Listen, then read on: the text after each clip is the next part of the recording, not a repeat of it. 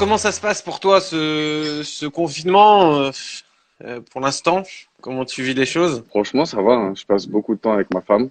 Je lis beaucoup, j'étudie, je fais du sport, beaucoup de vélo. Moi, j'ai l'opportunité de pouvoir sortir pour aller courir. Donc, non, c'est un beau moment. C'est un moment où je me repose beaucoup, mentalement et physiquement. Et bien sûr, je me maintiens pour être prêt dès qu'on va reprendre. Mais franchement, ça se passe bien. Et comment tu vois la reprise là? Ils ont annoncé hier qu'en fait, à partir du 6 mai, on pourrait utiliser le centre d'entraînement. Mais bon, c'est encore très très vague. Il faut être objectif. Je ne pense pas que déjà en Europe, elles vont reprendre. Après, la Scandinavie, c'est différent. C'est un petit peu, c'est comme nous, la saison, donc elle est décalée. Donc il y a encore de l'espoir. Le plus important, c'est la santé. Et bien sûr, il faut que les joueurs soient autonomes et professionnels pour qu'ils se maintiennent. Mais aujourd'hui, je vois pas encore la lumière au fond du tunnel, quoi. Le championnat de Ligue 1 a été arrêté et Ouais, normalement Amiens, ton club, un de tes anciens clubs, descend en Ligue 2. Comment t'as vécu ça? c'est très compliqué déjà de donner mon avis par rapport à comment la fédération se comporte et qui va être relégué, qui va pas être relégué. Moi, je suis triste pour eux. Il y a toujours des gens qui vont profiter de la situation et d'autres qui vont être victimes. Et Amiens, ils sont victimes. Et puis, j'espère qu'ils remonteront très rapidement en première division. Fila, c'est devenu quand même le deuxième gros centre de contamination en fait. C'est quoi la situation aux États-Unis et comment sont les gens autour de toi? Les Américains, c'est un peuple qui est très bien élevé et donc qui respecte bien les règles, bien que ça soit catastrophique aujourd'hui, parce que même ils disaient qu'il y a plus de morts aux États-Unis à cause du coronavirus que de la guerre du Vietnam. J'ai des amis à New York et puis partout dans les États-Unis et bah, ils restent à la maison, ils sortent pour aller acheter à manger, mais sinon ça reste à la maison, quoi. Est-ce que tu as des projets sur ton après-carrière? Déjà, j'espère que je vais jouer le plus longtemps possible.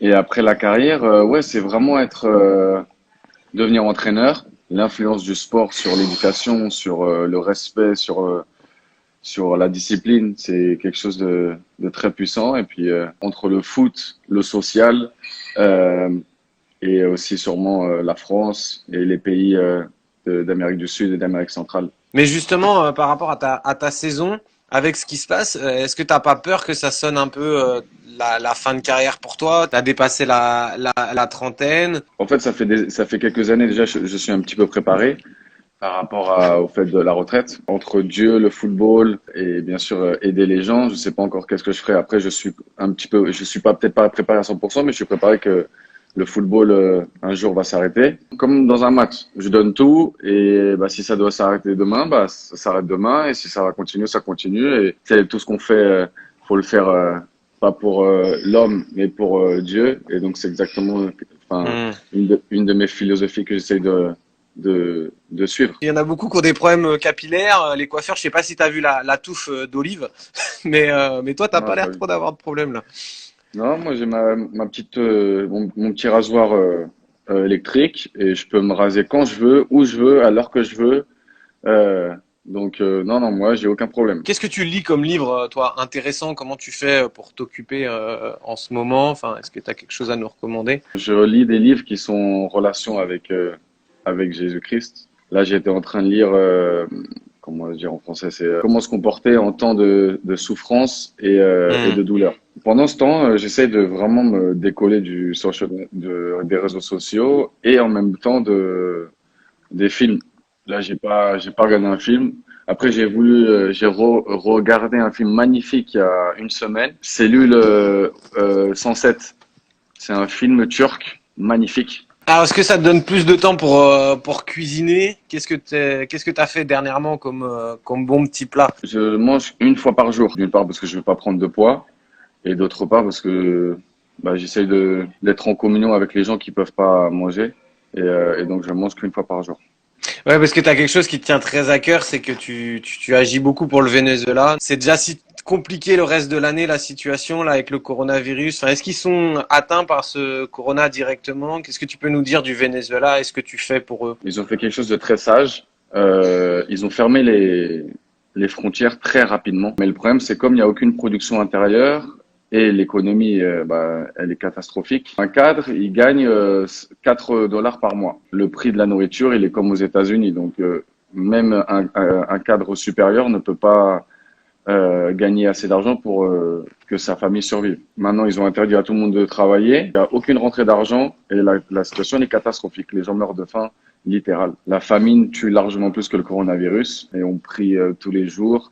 Et nous, on aide avec ce qu'on peut. On appelle ça les sacs de survie. Du riz, des pâtes. L'avantage, c'est haricots noirs, une bouteille d'huile. On va dans les maisons, on a quelqu'un de confiance qui va de maison en maison et qui les donne. J'essaie d'être le plus discret par rapport à ça parce que après, tu peux avoir des répercussions. Le gouvernement n'aime pas les gens qui aident le pays et surtout de l'extérieur. Moi, je t'ai vu, tu t'es fait un bon délire, c'est que tu te mets sur ton vélo d'appart et puis tu mets des replays du d'épreuves sportives. Quel a été le tour que tu as préféré, l'Italie, la France? Qu'est-ce que tu t'es fait comme kiff? Ouais, là, l'Europe me manque énormément. Et sur YouTube, ouais, je me mettais des étapes, surtout de montagne et à Reims, dans le Champagne, là où il y a plein de vignobles, et ça me faisait rêver. Après, j'ai bien aimé aussi les Giro le Tour d'Italie, et de pouvoir d'avoir une petite partie de moi qui est en Europe, quoi. Toi, qu'est-ce qui te manque le plus actuellement? C'est les relations. Là, il y a plus de relations avec les amis, les gens. Je peux plus aller à l'église, je vois pas mes amis. Donc en gros, ouais, c'est la communauté, c'est les relations humaines. L'odeur du terrain, les belles pelouses vertes, ça te manque pas en fait. Mettre des gros Si, tacles, je pensais que ça allait te manquer ça. ça me manque. Bien sûr que ça me manque, mais ce qui me manque le plus, tu vois, c'est les relations humaines. Et après le foot, je sais que ça va revenir. Et donc là, c'est juste être patient et puis se maintenir et être prêt pour la reprise. Pour les sportifs, il y en a certains qui peuvent tomber en dépression. Toi, tu as l'air d'être bien, tu es avec ta femme, tu vois le côté positif, et puis tu as aussi ta foi qui t'encourage dans ces moments. Mais quel suivi est mis en place là actuellement dans les clubs? On a des aumôniers qui sont là juste pour nous aider. Ils gagnent pas d'argent. C'est des gens qui sont là pour nous accompagner. Quelque chose qui est vraiment très bien développé aux États-Unis. Grâce à Zoom, maintenant, cette application qui a vraiment profité de la situation, on est en contact et non, c'est super. Et après, je suis un peu triste parce qu'il y a très peu de joueurs de mon équipe qui comment dire, qui joignent ces conférences. Le fait qu'ils soient à notre disposition, c'est vraiment quelque chose de grand et on a beaucoup, beaucoup de chance. Moi, j'envoie des messages et j'essaie de rester en contact avec les gens de mon entourage, surtout pour les gens qui sont seuls et qui n'ont pas de femme. Non, dans mon entourage, non, il y a pas encore une personne qui m'a dit, ouais, je suis pas bien, quoi. Justement, qu'est-ce que ça a changé dans ta perception de la vie et de la manière d'aborder aussi le football? Ça a complètement révolutionné ma vision. Le foot, pour moi, était l'essentiel et mon Dieu. J'étais tellement égoïste et je vivais pour moi. Là, je me suis rendu compte que ça y est, la vie, elle avait changé, que Dieu nous appelait à plus vivre pour nous. Et dans mon mariage, c'était vraiment une très belle caricature et un symbole de ce qu'était la vraie relation qu'il fallait avoir. De plus vivre pour moi, mais de vivre pour ma femme. Et on peut pas que recevoir et pas donner. Et c'est ça que, même moi au début, j'avais beaucoup de problèmes, c'est que je recevais beaucoup, beaucoup de Christ et après je donnais rien. Plus j'avançais dans ma marche où je voyais que je recevais tellement que c'était une normalité de donner. Il n'y avait pas une haine du joueur qui joue à ma place comme à l'époque.